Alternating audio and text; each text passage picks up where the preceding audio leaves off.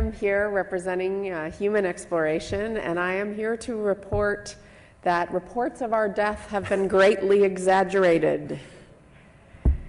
In fact, I'm here to declare that the next phase of human exploration is upon us.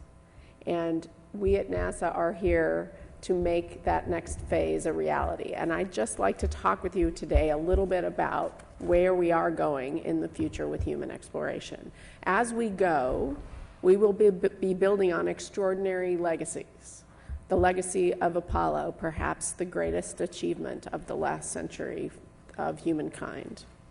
The legacy of the Space Shuttle program, which we successfully brought to a close only weeks ago with an extraordinary mission, final mission of the Space Shuttle to the International Space Station. How many people watched the launch?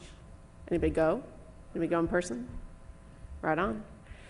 I was very privileged to be there, and it was a special time, and we owe extraordinary kudos, and that team deserves the kudos, all the kudos we can give them, and that program deserves all the pride that it takes in its achievements. It has been extraordinary, but we are looking towards the future. As Charlie said, it was time to retire the shuttle and move forward.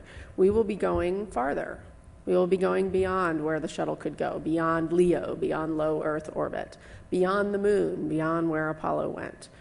We'll be going beyond to places like asteroids and Mars, and in my hopes and aspirations, even beyond that with humans.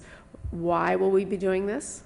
Well, one, there's so much to know about these places. Asteroids can teach us incredible things about the birth of our solar system. They are the remnants of the cloud of material from which the sun and planets formed. They are the oldest rocks in the solar system, and we can use them to really unravel the mystery of how solar systems form and how our solar system formed, and even how things like the organic materials that we're all made of were delivered to the forming planets. In addition, of course, asteroids can have a counter effect on life on our planet, as we know. Anyone who loves dinosaurs knows that these objects occasionally intersect the orbit of the Earth when the Earth is sitting there in that part of its orbit. So they can cause major changes in life on our planet, and have done so. In fact, one might argue, and a lot of people have, that we are here today as a result of an asteroid impact. So we'd like to not go the way of the dinosaurs, but understand how we might prevent that from happening to us in the future. So asteroids are very interesting objects scientifically. They're interesting from a hazard perspective, and who knows, maybe we can help save the world by going and exploring them. And then, of course, Mars, as one of our future destinations for humans, is an extraordinarily compelling place with a long history of holding a special place in humanity's dreams for future exploration. I believe it's our best chance to discover life on another world. Y'all heard about our great water discovery last week, the potential for flowing water even today on Mars. It's my opinion that we're going to need human explorers to actually go and definitively answer the question about whether or not there has been or is currently life on Mars. So that's an extraordinary scientific reason to go. And in addition, long periods of stay for humans away from Earth, Mars seems like quite a logical place to go do that.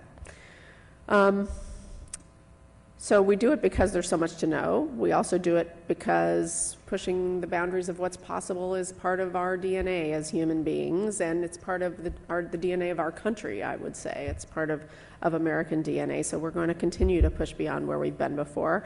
And also because undertaking really audacious challenges like saying we're going to send humans to Mars drives our nation to strive and invent and ultimately prosper. I truly believe that we must take on audacious challenges as a country in order to continue to drive forward and prosper.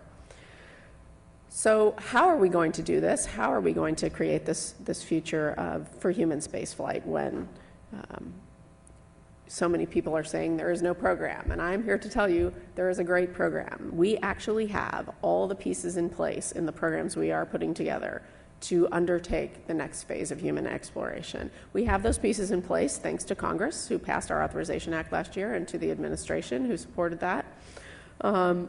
What are those elements? So there's basically three pieces to our future program of human exploration. They start close to home in low Earth orbit with the International Space Station and its extension till at least 2020. It is our laboratory, it's our test bed, and it's our foothold in space for humans. We've got astronauts there now. It's been occupied continuously for over 11 years, and we intend to keep that record going for another decade at least.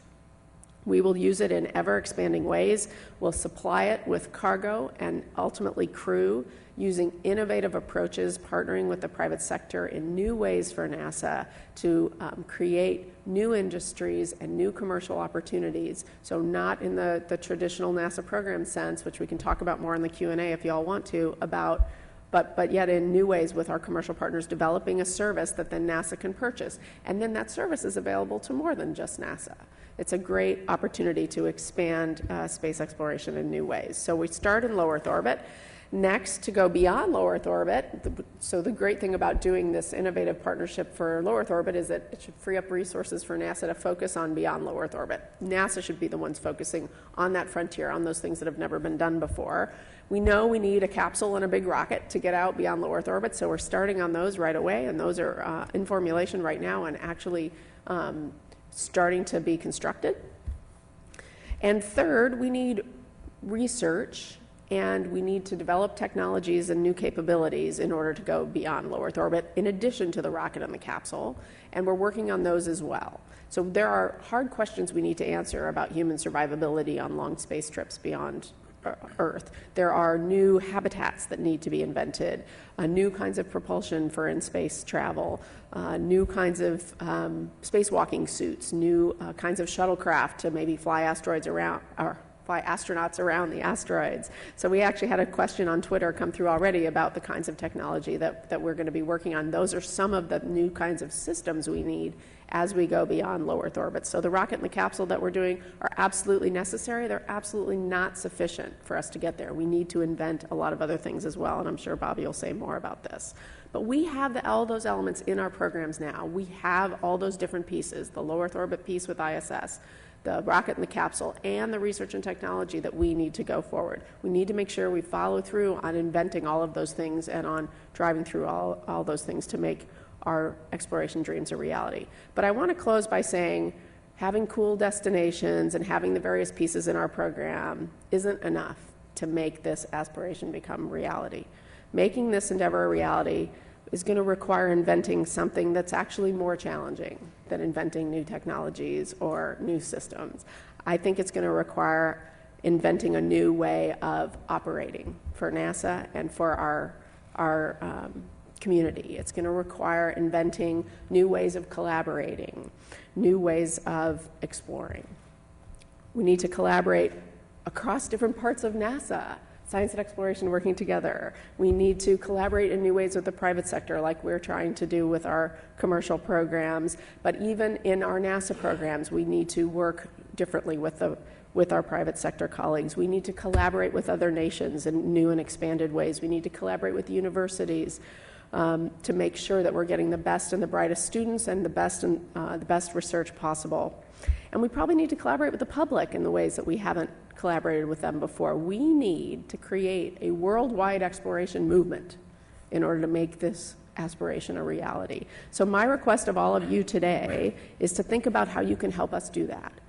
Talk to us, tell us ways that we can help create this worldwide exploration movement. Tell us how to do that with you. Worry less about who's going to build it or what the rocket exactly is going to look like, and more about how we create this coalition of human beings who won't rest until a person is walking on Mars or even going beyond that.